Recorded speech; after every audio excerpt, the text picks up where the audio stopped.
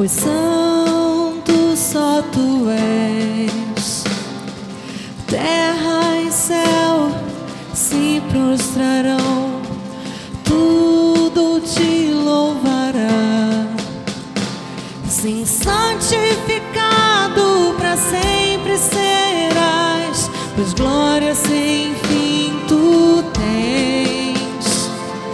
Eras sem fim, vamos te contemplar, tu és nosso céu, ó Deus. És nosso céu, ó Deus. Tu és o grande eu sou, Deus e Senhor, terra e céu te... Amém.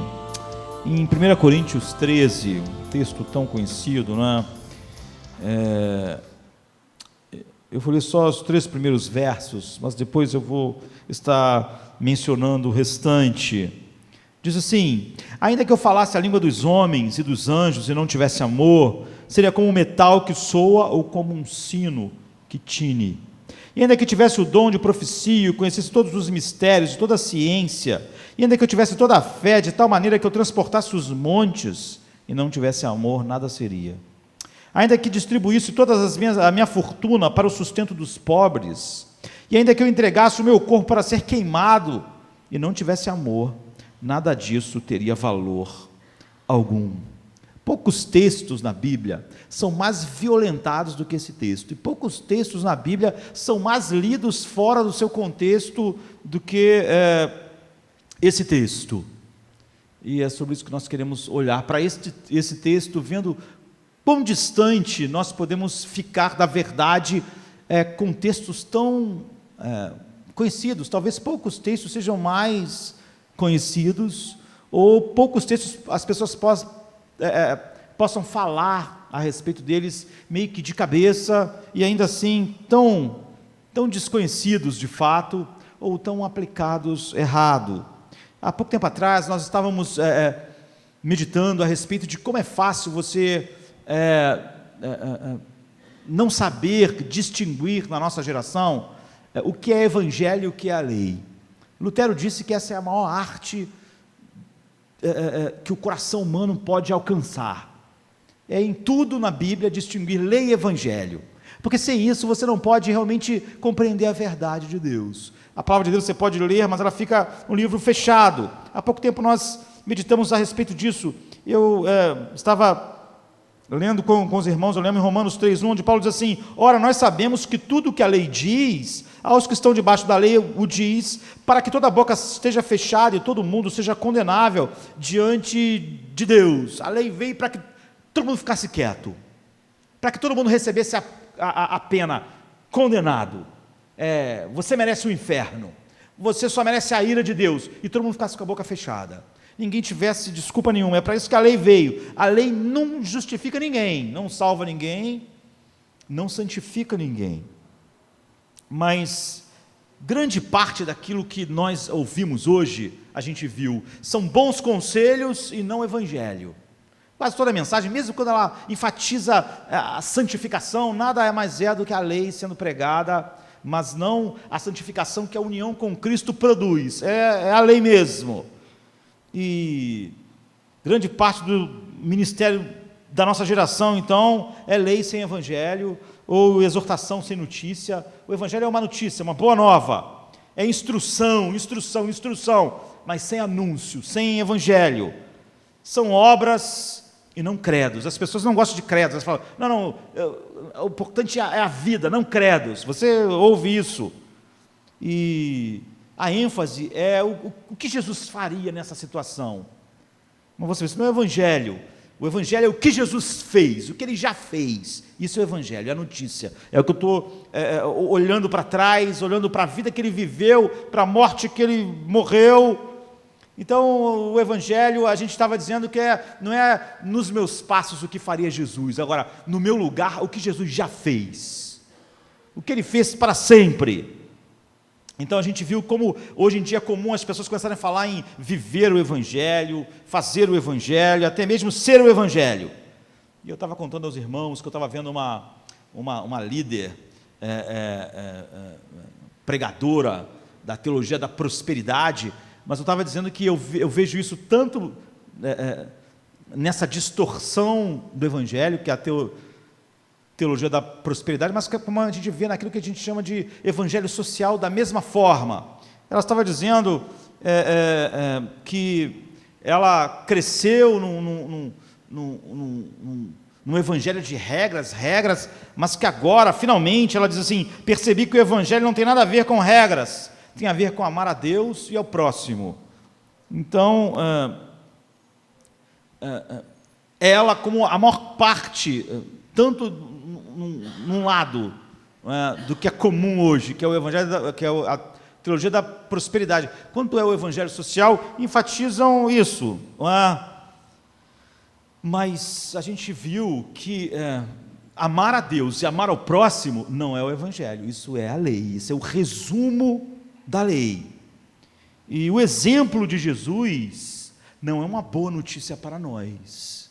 A vida que ele viveu não é uma boa notícia. A vida que ele viveu é aquilo que cala a nossa boca, é aquilo que nos condena, é aquilo que diz: está vendo, essa é a luz, isso é a lei sendo vivida, é isso aí, isso condena vocês. O exemplo dele, a vida dele, condena a todos nós, porque ele é o padrão. Então, o exemplo de Jesus é um fardo terrível, cala a boca de todo mundo. E antes de tudo, nós precisamos exatamente de algo, de uma notícia, de algo que Deus tenha feito, que nos salve exatamente da incapacidade que nós temos de ser como Jesus é. Então, a gente concluiu dizendo que só quando você entende isso, e você entende então a força da lei, a boa nova do evangelho, é que você começa a tirar as folhas de figueira das boas obras e das intenções de amor para com Deus, e descobre a sua incapacidade e a beleza do evangelho.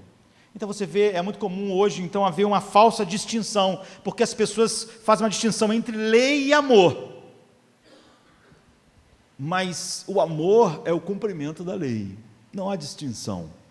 A distinção, por isso que Lutero falou que essa é a maior arte que a mente humana pode alcançar, a distinção entre lei e evangelho, não entre amor e a lei. Então o nosso amor a Deus e ao próximo é a essência da lei, e o amor de Deus por nós, gratuito, soberano, é a essência do evangelho, e o que Deus faz, como está em 1 João 4,10, eu lembro que a gente leu: nisto consiste o amor, não em que nós tenhamos amado a Deus, mas em que Ele nos amou e enviou o seu Filho como propiciação, um sacrifício que aplaca a ira pelos nossos pecados.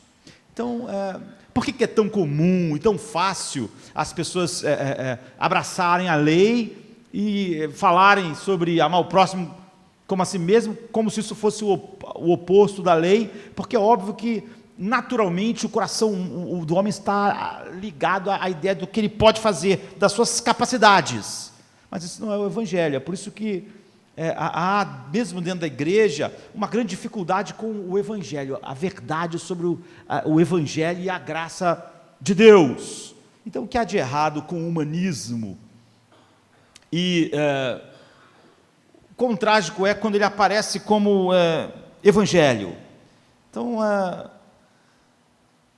o humanismo nunca vai entender, e o homem natural, ele já nasce humanista, a ênfase do evangelho sobre a graça de Deus, sobre a total incapacidade do homem. Como a nossa cultura toda ela é óbvio, é humanista, e todas as filosofias que nascem nela são humanistas, é óbvio que há uma dificuldade natural. O humanismo, como um ismo, ele manifesta diversas preposições que nos parecem boas, enfatizam bastante o valor das virtudes humanas. É por isso que lá a líder disse: olha, o evangelho é um monte de regras, o evangelho é amar o próximo, sabe, porque o humanismo ele enfatiza bastante o valor das virtudes humanas, caso elas sejam um pré-requisito para o bem-estar humano. Nunca o humanismo enfatiza as virtudes do ponto de vista de Deus. Ou seja, uma coisa que ofenda a Deus, mas que na mente da pessoa não causa nenhum mal à humanidade, essas pessoas não vão pregar. Nem vai ser a ênfase, por exemplo, do evangelho social. Vai estar lá relegado. Então, em certos pontos é fácil você confundir um pouco as duas coisas, o cristianismo e o humanismo, porque, óbvio, o primeiro também se ocupa um pouco sobre valores e virtudes e bem-estar dentro da esfera que o humanismo está interessado, que é o homem. Mas o ponto básico de diferença entre o cristianismo e o humanismo é a avaliação da capacidade moral do ser humano. Você viu que a lei veio para todo mundo ficar calado, para condenar todo mundo. O humanista reconhece que há imperfeição no ser humano, mas não que ele fique com a boca calada e que ele seja condenável e que ele mereça a ira de Deus. E a maior parte dos cristãos tem dificuldade também porque são humanistas. Então, o humanista, ele sabe que as pessoas podem cometer toda espécie de coisas ruins. A sociedade mostra isso, o nosso jornal diário, o noticiário, mas o humanista acha que o mal, e um monte de cristão também, que o mal, esse mal, ele é algo exterior ao homem, ele não está na essência do homem. Ele é exterior, ele é periférico. Lá no fundo, lá no coração, o ser humano é bom. É por isso que você vai ver um monte de gente falando essas bobagens do tipo, Deus conhece o meu coração. Isso devia deixar a pessoa desesperada. Porque é exatamente por causa do coração dela que ela está condenada. Mas é porque ela tem a ideia de que lá no fundo o coração dela é bom. E quando ela fala isso, ela fala com essa ideia. Então, enquanto o indivíduo mantiver um certo padrão de virtude, ele pensa que não vai precisar depender tão somente da justiça de outro, e da propiciação do sacrifício que aplaca a ira que ele merece. E a autodisciplina e o esforço são requeridos. É por isso que muitas pessoas veem uma certa beleza no humanismo e colocam ele no lugar do Evangelho, porque o Evangelho fala sobre a minha desgraça. O humanismo fala que eu, no fundo, não sou um desgraçado. É óbvio que ele tem um apelo natural ao nosso coração, né? O humanista vai dizer, Deus ajuda quem se ajuda. O Evangelho diz, Deus ajuda aqueles que não podiam fazer nada, os mortos. Deus salva um homem totalmente incapaz. Então, uma expressão clássica de abordagem humanista é, por exemplo, o diário de Benjamin Franklin, não é? Um dos pais fundadores da América do Norte, né? E também cientista, inventor, enfim, um homem brilhante, incrível.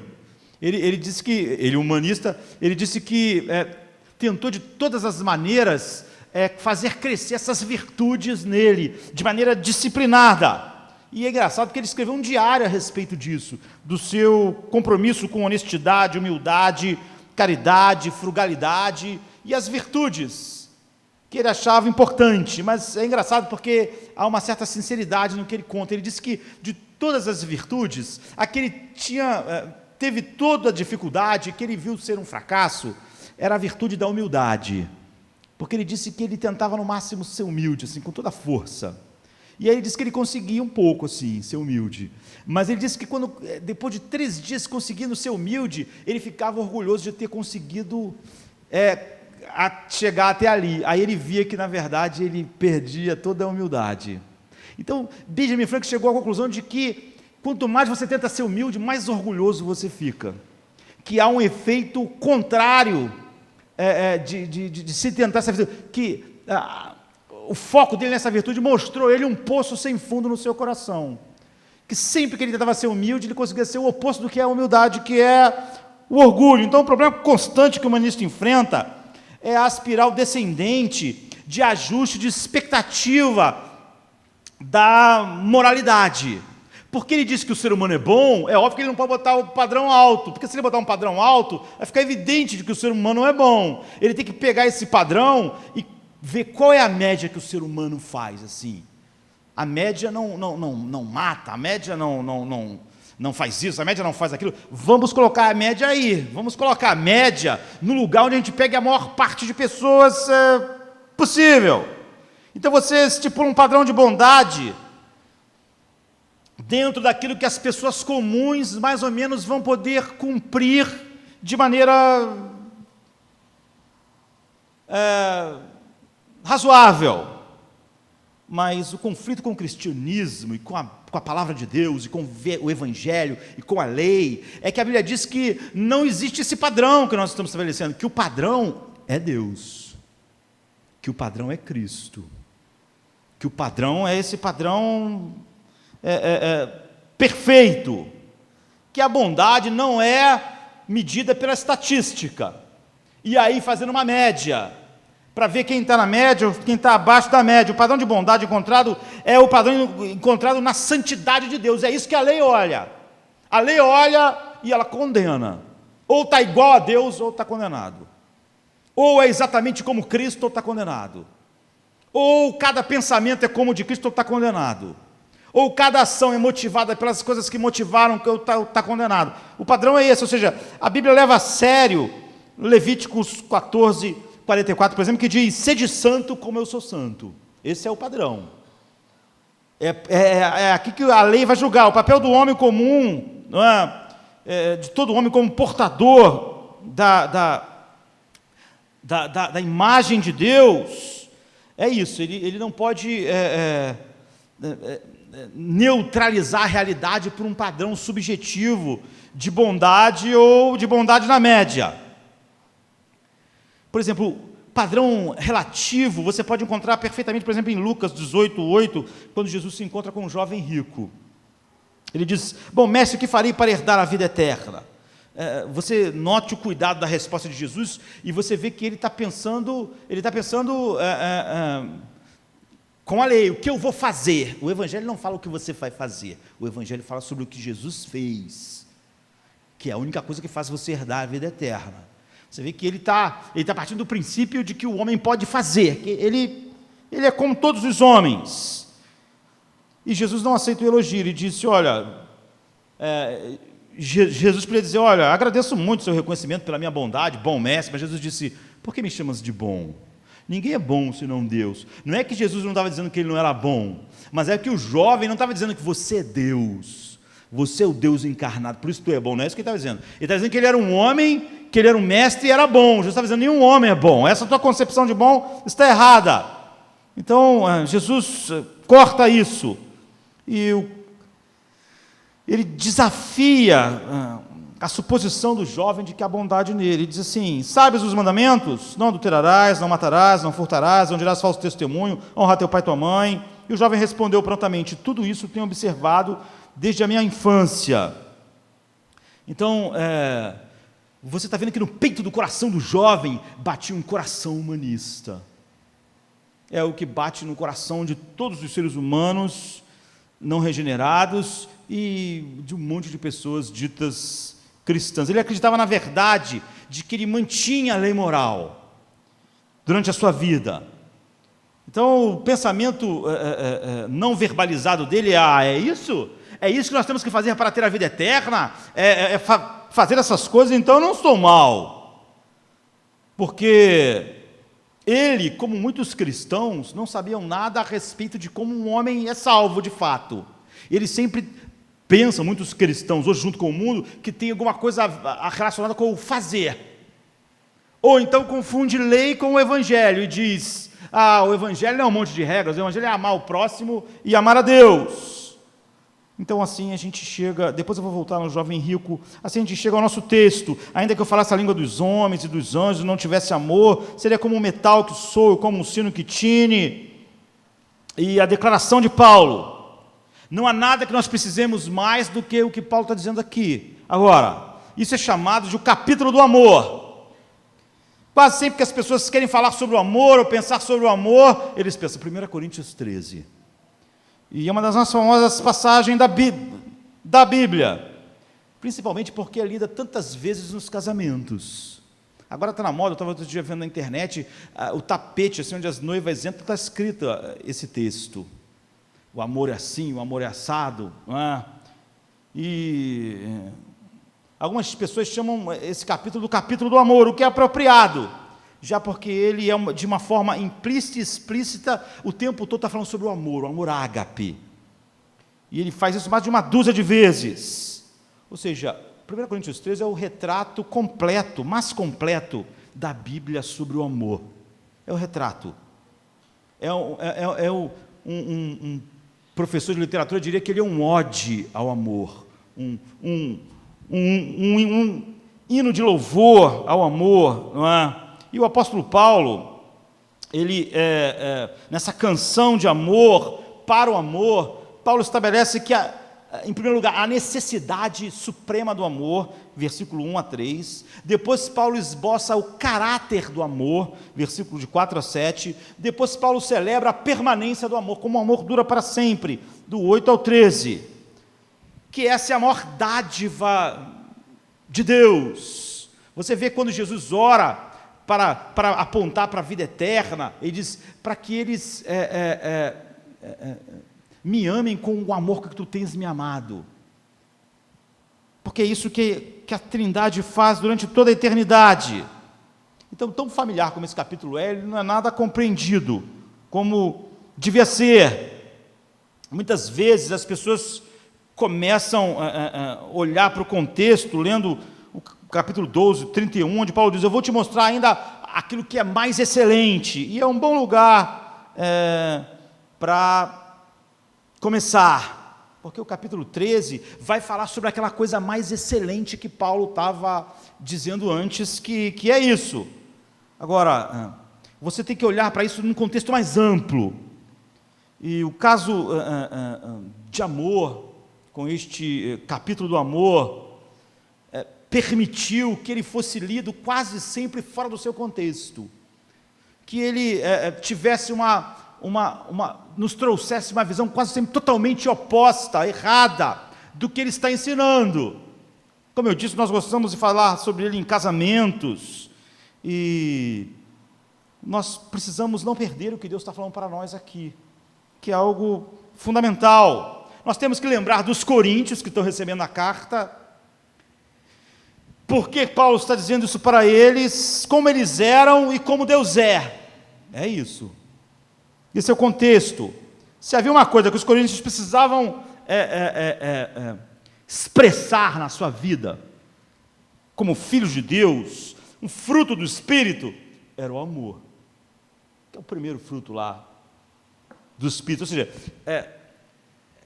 a expressão do trabalho pela união com Cristo, não pela lei, que o Espírito produz em nós, ao nos unir a Cristo, expressar aquilo que Cristo é, porque essa igreja foi fortemente dividida sobre opiniões que não se submetiam à palavra de Deus, então eles viviam brigando por causa das suas opiniões, que não se submetiam só à Escritura, e eles se dividiam em classes sociais, eles não se misturavam na Santa Ceia, eles se dividiam com a ideia de diferenciação em dons espirituais. Alguns disseram que seguiam Paulo, outros falavam que seguiam Apolo, outros falavam que seguiam Pedro, esse é o contexto. Outros falavam que aqueles que querem ser mais espirituais assim na sua carnalidade, falam, não, você segue Paulo, eu sigo Cristo. Era assim. Em seguida houve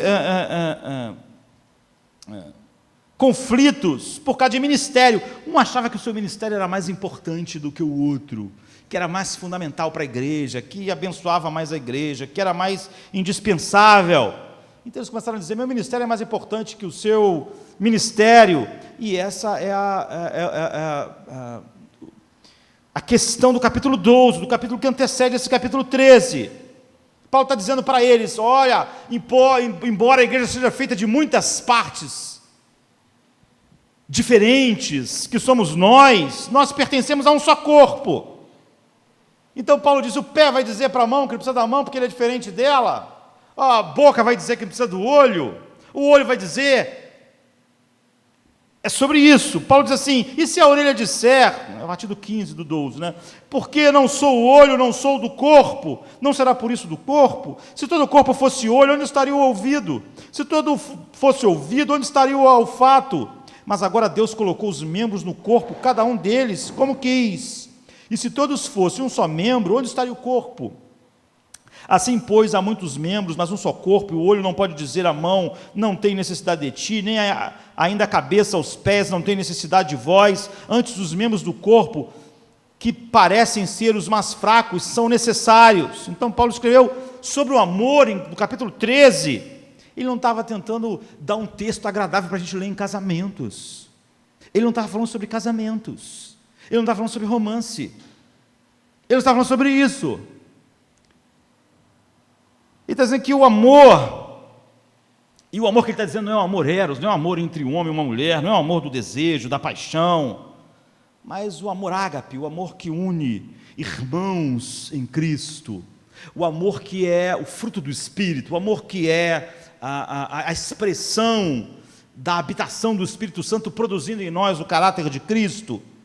Então você vê, Paulo não está escrevendo esse texto para preparar pessoas para se casarem, ele estava tentando desesperadamente mostrar aquela igreja cheia de pessoas egocêntricas, que é uma maneira de se viver que expressa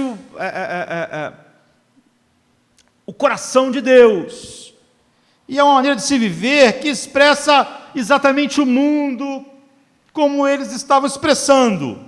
Então o capítulo do amor não é para amantes, no sentido que a gente usa, mas para todas as pessoas da igreja. Está falando sobre semelhança com Cristo, está falando sobre, na verdade, Cristo. Então aqui entra outro erro que muitas pessoas tendem a cometer, porque as pessoas quando leem 1 Coríntios 13, elas ficam encorajadas, sei lá, as pessoas ficam meio assim, até meio piegas, né? O amor é assim, o amor, elas se sentem até bem assim, tem até música popular que pega essa letra assim.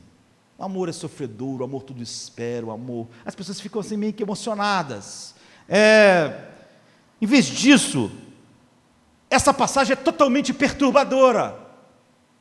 É isso que Paulo quer mostrar, isso que a Bíblia está mostrando para nós. Em vez de inspirar o amor em nossos corações, você ficar emocionado em pensar como o amor é lindo, ou como o amor é bonito. É uma passagem aterradora, porque é um padrão de amor que está totalmente fora de todos nós. É um padrão totalmente assustador, nenhum de nós vive com esse tipo de amor. E é uma maneira fácil de eu provar, de nós experimentarmos, ou eu provar isso. Comece a ler a partir do versículo 4 e introduz o seu nome sempre que o amor aparece. Veja como fica. Por exemplo, Josemar é paciente, Josemar é benigno, Josemar nunca sentiu inveja, Josemar nunca se vangloria, Josemar nunca sentiu orgulho, Josemar nunca tratou ninguém mal, Josemar nunca buscou seus interesses, Josemar nunca se irrita, nunca suspeita mal, nunca guardou rancor, Josemar nunca se alegra com a injustiça, mas se alegra sempre com a verdade. Josemar tudo sofre, tudo crê, tudo espera, tudo suporta. Josemar nunca falha, não é ridículo, não fica ridículo. Tire a palavra, coloque o seu nome e leia o texto. Não é totalmente ridículo, é uma passagem linda que me inspira o amor, não é uma passagem aterradora, não é uma passagem que condena todos nós, não é um padrão tão elevado, que cala a boca de todas as pessoas. É uma palavra para inspirar namorados, inspirar casamento. Você quando lê isso, você não se sente amoroso, quando você lê o texto, você se sente horrível, como você é de fato. Então o problema é que o amor deve ser a característica distintiva que expressa a nova vida, como fruto do Espírito. O amor é a virtude. Jonathan Edwards diz que o Novo Testamento mais enfatiza como o fruto que o Espírito produz em nós.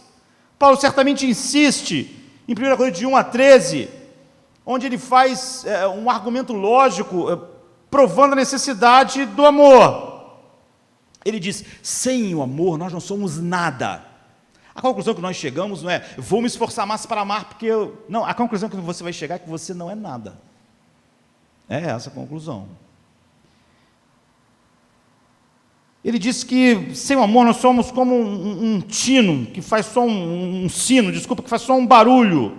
Alguns comentaristas falam que ele está falando aqui de uns vasos de cobre que eles usavam para dar ressonância em lugares onde eles apresentavam peças teatrais e essas coisas. E o ponto seria que sem esse amor, você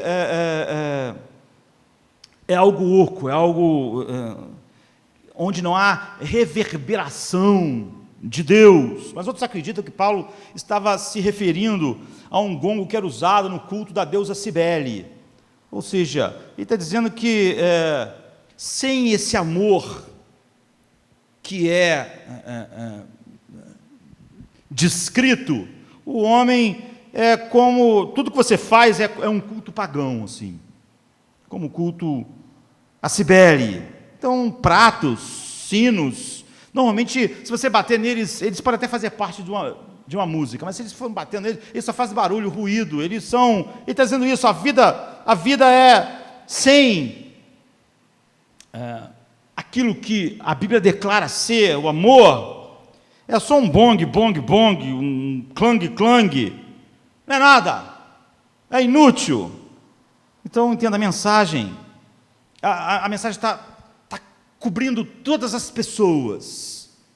Ela não quer que você olhe para isso e pense, caramba, realmente o mundo está muito distante disso. Ele está escrevendo para os coríntios, para uma igreja como a nossa, não é para os incrédulos lá de fora, simplesmente. Ele não quer que você olhe para as pessoas e pense, essas pessoas realmente não têm amor.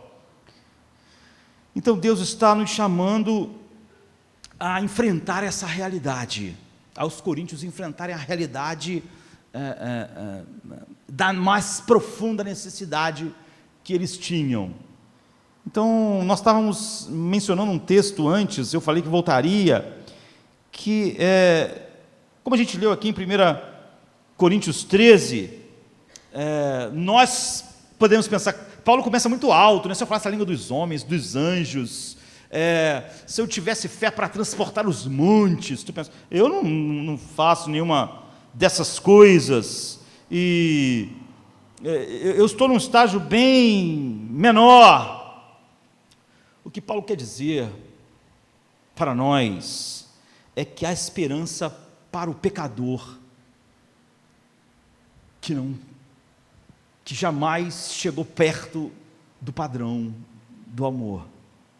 E a esperança, é óbvio, não é a lei, não é faça isso, peguem como inspiração e passe amanhã a amar, nunca mais suspeite mal, nunca mais se irrite, você pode, você é capaz. É o contrário, não é? A descrição é totalmente desesperadora. Então, um bom lugar, a gente viu em Lucas, mas em Marcos também conta a história do jovem, não é? Nós podemos dizer que ele era um jovem que achava que amava, achava que sabia amar. Essa era a tragédia dele. Ele acreditava nisso. Então, quando nós nunca vamos ser levados de fato a expressar a verdade da transformação do Espírito que produz isso, se nós não compreendermos o que Deus está dizendo para nós. Você nunca vai aprender. O amor que a Bíblia descreve sempre é simplesmente um reflexo da união e da habitação de Cristo em nós. Resultado da propiciação, resultado do que o Evangelho é, da aceitação completa que eu tenho em Deus, do Evangelho, pelo que Ele viveu, pelo que Ele é, pela justiça dEle atribuída a mim. Então a Escritura diz, nós amamos porque Ele nos amou primeiro, 1 João 4,19. Então, como eu falei no início, as pessoas falam que o Evangelho é só amar o próximo e amar a Deus, sem compreender, e isso mostra a escuridão assustadora da nossa geração. E Marcos conta sobre esse homem, quase sempre que a gente ouve sobre ele, nós pensamos nele separado de nós mesmos. Mas o que é chamado de um jovem rico, ele era um homem que achava que sabia amar, porque ele vai dizer que cumpria a lei. Como cumprir a lei? o resumo da lei é amar a Deus e ao próximo como a si mesmo, quando ele diz que ele estava dentro desse critério, ele estava dizendo, eu sou assim, eu amo a Deus sobre todas as coisas, e eu amo o próximo como a mim mesmo. Quer dizer, eu cumpro a lei. Ou seja, essa era a compreensão que ele tinha. Então, esse homem pensa, olha, se tudo que eu tenho que fazer para ter a vida eterna é fazer algo, é cumprir a lei, então eu acho que eu cumpro. Ele correu, se ajoelhou e disse, bom mestre, que devo fazer para herdar a vida eterna? A vida eterna sempre é um assunto desesperador para nós. Por quê? Porque nós estamos morrendo. Nós somos mortais. O problema é que tudo no coração desse jovem era totalmente enganoso. Ele assumiu primeiro que a salvação é uma questão de fazer e não de crer. É óbvio que quando eu falei sobre a mestra lá, que disse que o evangelho, ela descobriu que era amar a Deus e amar o próximo, você vê, ela está falando sobre fazer, ela não está falando sobre crer. O evangelho é sobre eu crer, eu ser levado a crer, mas ela achava como o jovem rico. Então ele perguntou a Jesus, o que eu tenho que fazer? Ele acreditava, ele é humanista. Como eu falei, essa suposição falha, porque nenhum de nós é salvo pelas coisas que nós fazemos. O que a gente faz nos condena. A gente é salvo pelo que outra pessoa fez. A gente é salvo por ser levado a crer no que ele fez. Ninguém vai ser salvo por ter feito alguma coisa. Nós fizemos tudo errado. Tudo que nós fizemos é condenável. E até as coisas boas que nós fizemos, as motivações não eram as motivações santas. Portanto, até as coisas boas, elas também nos condenam. Então é por isso que Jesus diz no versículo 18, ninguém é bom senão Deus. Mas Jesus não estava falando isso para o jovem, estava falando para todos nós. Ninguém de vocês, não é o jovem, é eu, você, todo mundo.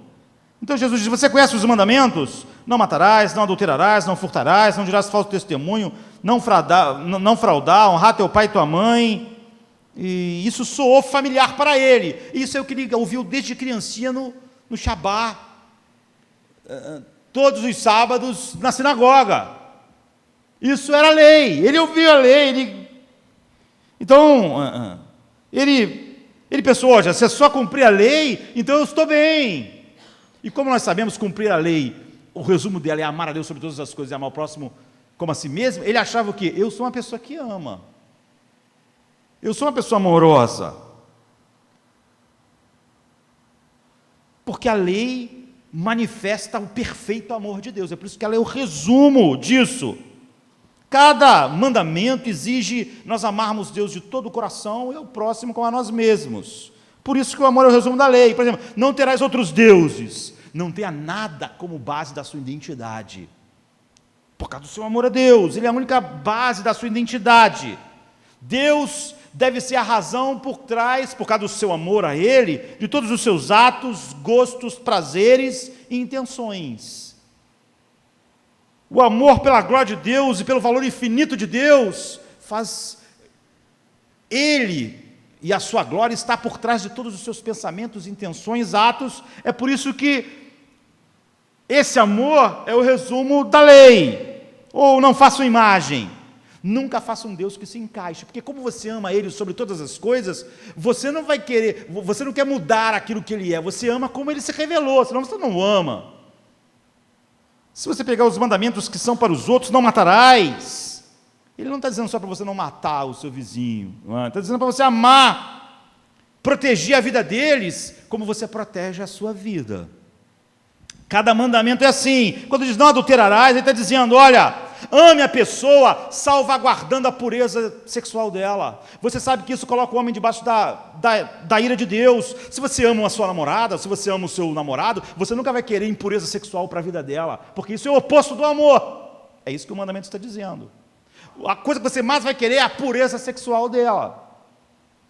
Você, por exemplo, não vai consumir pornografia, porque você sabe que aquilo despreza a Deus, portanto não é uma manifestação de amor a Ele, e sabe que aquela pessoa está se colocando em sua impureza sexual diante da ira de Deus. É isso que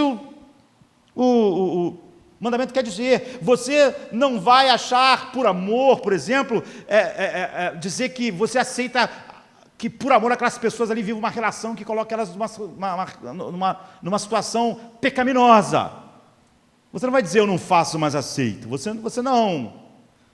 E assim por diante, preservação da propriedade, honrar a reputação e a posição da vida das pessoas, são todas maneiras de amar. É por isso que o resumo da lei é o amor. Ame o Senhor teu Deus e ame o próximo como a ti mesmo. E é isso que Jesus fala no Evangelho, esse é o resumo de tudo. Portanto, essa foi a resposta de Jesus ao jovem rico quando ele perguntou o que ele tinha que fazer para herdar a vida eterna. Cumpra a lei, ou ame a Deus sobre todas as coisas e ao próximo como a ti mesmo. O homem pensou, isso é fácil. Ele achou que ele era uma pessoa que amava. Ele pensou, eu nunca matei ninguém, eu nunca dormi com a mulher de outro homem, eu nunca roubei. E ele disse assim em Marcos 10, 20, mestre, tudo isso eu tenho observado desde a minha juventude. Ou seja, então, o que ele estava afirmando é que ele amou a Deus sobre todas as coisas e ao próximo como a ele mesmo, a vida inteira. Ele estava achando que a salvação ia ser isso. Talvez ele tivesse uma situação melhor do que muitos cristãos hoje, porque, como eu disse, as pessoas dizem que isso é o Evangelho, mas pelo menos ele sabia que isso era a lei, o que as pessoas hoje perderam. Ele tinha aprendido isso na escola da lei. Mas o que esse homem estava realmente dizendo é que se essas leis mostram o perfeito amor de Deus, então ele tinha o perfeito amor de Deus. E ele diz, eu amei as pessoas a minha vida inteira, de todo o meu coração, assim, como a mim mesmo. E eu amei a ti, Deus, sobre todas as coisas. É óbvio que você talvez não diga isso como ele diz, mas todos nós nos achamos muito mais amáveis do que somos. Todos nós. Por isso que alguém pode até chegar ao ponto absurdo de achar que o Evangelho é amar o próximo a si mesmo e sentir que ele é salvo pelo Evangelho. Em vez de pensar, se isso fosse o Evangelho, então eu estava condenado. Porque o Evangelho me condena. Ele não quer confundir a lei com o Evangelho. Ele ia dizer, isso é a lei, isso me condena. Na maioria das vezes, a maioria de nós tende a acreditar que a gente faz um bom trabalho em amar as pessoas. Então nós raramente chegamos no final do dia igual de hoje e nos arrependemos diante de Deus pelos nossos corações sem amor. Raramente a gente vê que esse é o pecado, se esse é o grande mandamento, que esse é o grande pecado em nossas vidas, no final de um dia como esse. Nós não amamos Deus como devíamos amá-lo hoje, e nem amamos as outras pessoas como nós amamos a nós mesmos. Quase nunca a gente se ajoelha e pede perdão por esse pecado, porque na verdade nós nos achamos muito amáveis, nós não vemos tantos defeitos em nosso amor, então nós nos esquecemos de orar para que o Espírito Santo, em nossa união com Cristo, produza em nós e nos faça amantes mais parecidos com Ele, como reflexo da habitação dele em nós. Isso era verdade sobre o jovem rico, e Jesus mostrou que ele não era um amante, como ele dizia. Ele disse, falta uma coisa então, vai e vende tudo que você tem, dá aos pobres e você vai ter um tesouro no céu, vem e segue-me. Ou seja, você disse que ama mais a Deus do que o dinheiro, e ama mais, e ama as pessoas de tal maneira que o teu dinheiro vai ser um reflexo do seu amor para com elas, então faça isso. Jesus usou um teste, o teste da generosidade, e ele falhou. O Evangelho de Marcos nos diz que ele disse assim, desanimado com a palavra, ele se retirou triste, porque possuía muitos bens. Versículo 22, a palavra triste não expressa muito bem, stugnazas, que é a palavra em grego, a palavra quer dizer choque ou consternação. Ele saiu consternado, saiu arrasado, porque o coração daquele homem ficou em exposição. Embora ele inicialmente disse que sabia amar e tinha amado a vida toda, amar o próximo, amar a Deus sobre todas as coisas, Jesus, claro, sabia que ele amava mais o dinheiro do que as pessoas e Deus. O objetivo ao contar essa história não é nós ficarmos chocados com esse homem, é nós descobrirmos que nós não amamos muito melhor do que ele, sabe? Se fosse amar a base da nossa salvação, então todos nós estávamos perdidos.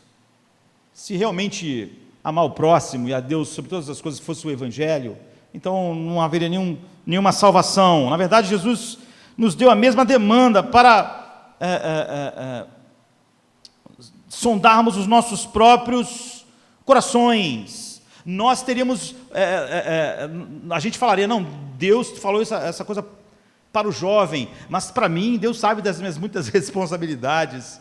A verdade é que Jesus não está mandando ele, a questão não para servir a Jesus, você tem que abrir mão dos seus bens. Quase ninguém dos que seguiram a Jesus fizeram isso, e não há essa exigência. O que Jesus queria é mostrar que nós só estamos prontos a obedecer quando algo está sobrando para nós, de tempo, de vida, ou seja, a nossa obediência quase sempre é um acordo e não obediência. Estamos dispostos a cuidar desde que isso seja conveniente para nós, ou estamos dispostos a buscar o reino de Deus desde que isso seja conveniente para nós. Nós somos capazes de amar desde que a pessoa nos ame de volta. Nós somos capazes até de amar a Deus, contanto que a gente consiga controlar Ele com o nosso amor. Jesus quer expor o coração. O que Jesus quer mostrar é que realmente nós não amamos como Ele ama, não amamos como Deus ama, que o amor é a lei nos condenando. E Paulo diz que sem amor nós não somos nada. Então o que nós somos? Nada. Nós somos miseráveis. É isso. Nós somos miseráveis pecadores. É o que nós somos. Mas infelizmente não é assim que nós nos sentimos. Nós tendemos a nos sentir como amantes. Apóstolo Paulo estava disposto, diferentemente daquele jovem, a admitir isso. Note que em 1 Coríntios 13, ele usa a primeira pessoa do singular.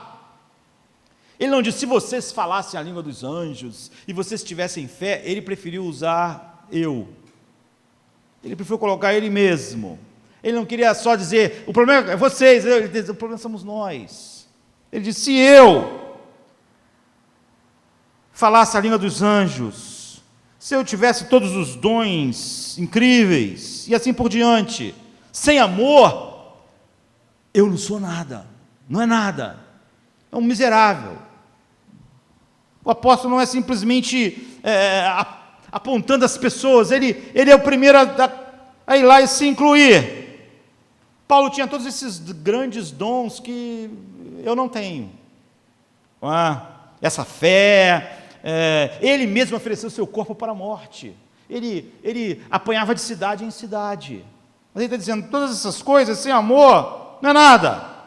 Infelizmente, ao contrário de Paulo, o jovem rico do Evangelho de Lucas e Marcos, não estava pronto a confessar sua falta de amor, do seu coração pecaminoso, e ver a sua total incapacidade, e a necessidade desesperada do Evangelho. Ou pior, como hoje em dia, que as pessoas dizem que a lei é o Evangelho, ao dizer que o Evangelho é amar o próximo e amar a Deus. No versículo 20, o jovem rico se gabou de que ele tinha mantido a lei, então ele tinha mantido a lei de amar a Deus e ao seu próximo.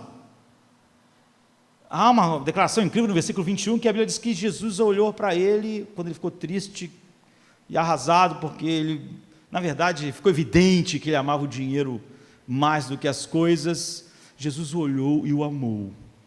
A coisa mais difícil é a gente amar quem tem atitude orgulhosa, farisaica como ele. Por quê? Porque, normalmente, a coisa que a gente mais odeia nas pessoas é o orgulho. Por quê? Porque nossos corações são orgulhosos, queridos.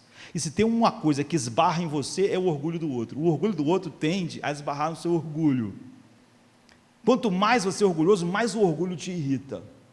Quanto mais você queria uma posição, mais te irrita alguém que quer uma posição, porque é óbvio que ele está tomando o seu lugar, é óbvio que ele está te botando para baixo. Mas você vê, é notável dizer que Jesus, fitando, olhando para ele, o amou.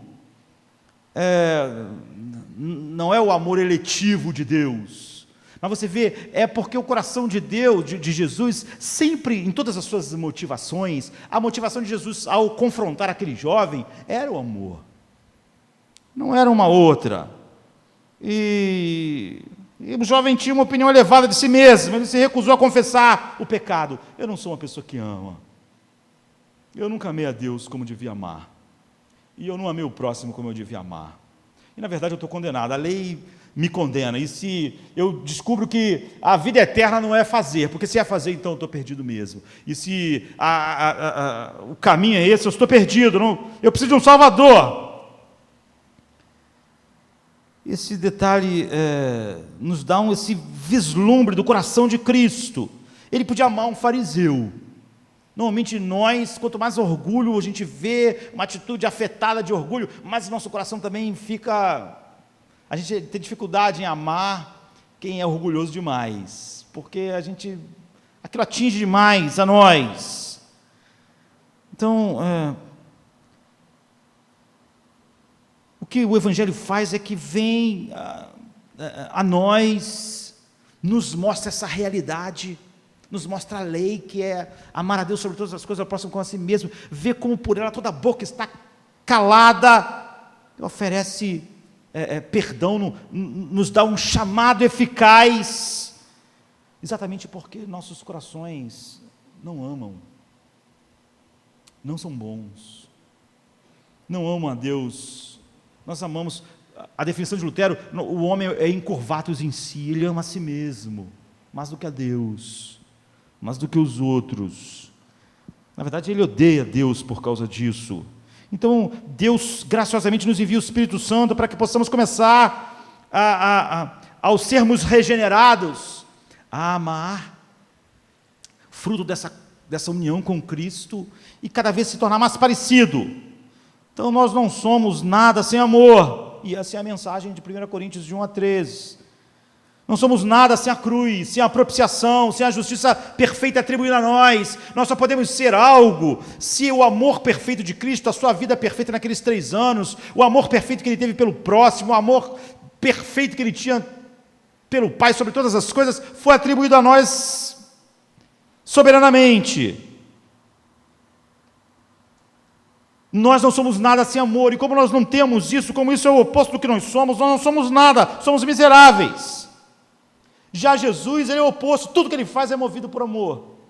Foi o amor que fez ele deixar os céus e nascer aqui, foi o amor que fez ele obedecer ao Pai, o amor pela glória do Pai. Então, Pai, glorifica o seu nome, que fez ele ir para a cruz, que fez ele se esvaziar, que fez ele morrer, foi o amor que levou ele aos sofrimentos do Calvário, à morte. Já em oposição a nós, não há nada que Jesus tenha feito que não tivesse sido por amor ao Pai, por amor aos que o Pai deu a ele. Ele é a encarnação eterna do amor de Deus. Portanto, é assim que a verdade chega a nós como um raio, lá e aqui. Nós vimos anteriormente como é ridículo quando coloca o meu nome junto com a descrição do amor. Josemar é paciente, Josemar é benigno, Josemar nunca sentiu inveja, Josemar nunca se vangloria, Josemar nunca sente orgulho, nunca maltrata, não se alegra. Josemar tudo sofre, tudo crê, tudo espera, tudo suporta. Josemar nunca falha. Ridículo. E vai continuar sendo ridículo. Mas quando você tira o teu nome e bota o nome de Cristo, você vai ver como tudo muda. Jesus é paciente, Jesus é benigno, Jesus nunca sente inveja, nunca se vangloria, nunca sente orgulho, nunca maltrata, nunca busca os seus próprios interesses, nunca se irrita, não guarda rancor. Jesus não se alegra com a injustiça, mas se alegra sempre com a verdade. Jesus tudo sofre, tudo crê, tudo espera, tudo suporta. Jesus nunca falha. Você vê, está perfeito. Está perfeito porque essa é a descrição do que ele é. Ele é a encarnação do amor. Como eu disse, o exemplo de Jesus não é uma boa nova. Você vê, essa perfeição da descrição de quem ele é a lei dizendo para nós sobre a nossa incapacidade de sermos salvos. Apenas ame a Deus e as pessoas é a nossa condenação, não o Evangelho. Então Paulo nos incentiva a ler o capítulo do amor de maneira centrada em Cristo. pela mudança dramática que ele faz entre os versos 3 e o resto. Você vê que no início ele diz, se ele quis que fosse a partir dele, falasse a língua dos anjos, fizesse isso. Quando ele vai falar sobre amor, ele fala do amor totalmente diferente do que ele vem fazendo. Ele fala do amor de uma maneira personificada, como se o amor fosse uma pessoa. O amor é assim, o amor sofre, o amor faz. Está vendo? Ele está falando do amor totalmente diferente do que se eu tivesse amor. Ele não está falando assim, se eu amasse, ou quando nós amamos. Ele não está falando isso. Ele personifica o amor. O amor é sofredor, o amor é benigno, o amor não é invejoso, o amor não trata com leviandade, o amor nunca se ensoberbece ou se sente orgulho, o amor nunca se porta de maneira inadequada, nunca busca seus interesses, o amor nunca se irrita, nunca suspeita mal, nunca folga com a injustiça, mas folga com a verdade. O amor tudo sofre, o amor tudo crê, o amor tudo espera, o amor tudo suporta, o amor nunca falha. Primeiro, Paulo disse o que nós não podemos fazer sem o amor. Ou seja, como isso nos condena a todos. Em seguida, ele nos diz que só o amor pode fazer. O que só o amor pode fazer. O amor fez essas coisas quando a segunda pessoa da Santíssima Trindade encarnou no mundo. Tudo sofreu, tudo esperou, nunca falhou. Ele está dizendo o seguinte: Jesus é tudo e nós não somos nada. Só Ele tem um amor divino e ama com excelência. Só Ele é o cumprimento da lei. Só Ele, então, podia ser um sacrifício de propiciação. Essa percepção só não me esmaga e me liberta, exatamente porque em amor Ele nos predestinou para Ele. Não tem nada a ver com o que eu posso fazer ou o que eu farei. É porque Ele me ama e me amou, Ele prometeu me salvar, exatamente por eu não ser essa pessoa que pode se encaixar aqui, que fica ridículo quando eu li o texto colocando o meu nome. E como é perfeito quando coloco o nome dele. Ou seja, eu precisava de um registro perfeito do amor que Ele me dá. De uma justiça positiva que Ele me dá. A descrição do amor só não me esmaga por causa de 1 João 4,10. Nisto consiste o amor, não em que nós tenhamos amado, no que nós tenhamos feito, mas em que Ele nos amou e enviou o Seu Filho como sacrifício de propiciação pelos nossos pecados. Que pecados? O fato de nós não amarmos Deus sobre todas as coisas, nem o próximo como a nós mesmos. Então Paulo diz que nós não somos nada sem o amor. E quando a gente lê o texto, a gente só chega à conclusão de que nós não somos nada mesmo. É por isso que Paulo brada lá: miserável homem que sou, quem me livrará do corpo dessa morte? Mas quando nós sentimos o peso do amor do Pai sobre nós, é da onde flui toda a nossa esperança, não só de perdão, como de transformação. Você vê, o Evangelho, ele me salva, me dá o registro perfeito de Cristo, eu estou nenhuma condenação. Agora, por causa disso, o Espírito Santo habita em mim, e ele começa a produzir os frutos, o fruto do Espírito, que é o amor. O amor que é só o Espírito produzindo o caráter de Cristo na minha vida. Em carta posterior aos Coríntios, Paulo testemunhou o amor de Cristo que habita em nós, produzindo amor, como não é o fazer de eu olhar a minha capacidade de fazer, mas o poder do Evangelho, da união com Cristo produzido em mim. Diz assim, 2 Coríntios 5, 14 e 15, porque o amor de Cristo nos constrange. Esse amor que foi descrito assim tão bem e profundamente ali, porque temos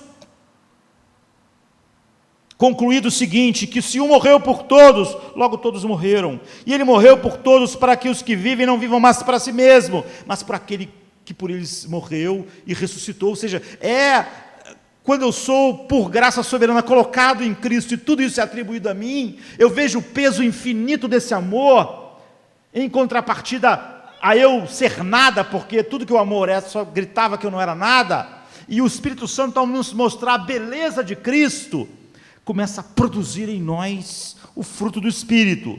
O Salvador que morreu e ressuscitou para que nós possamos cada vez mais sermos transformados de glória a outro grau de glória, a imagem de Cristo.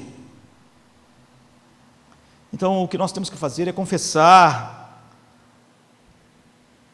que nós precisamos cada vez mais ser um amante mais parecido com Cristo, mas que é o Espírito Santo que produz isso em nós através da nossa união com Cristo, porque nós mesmos naturalmente somos exatamente o oposto disso.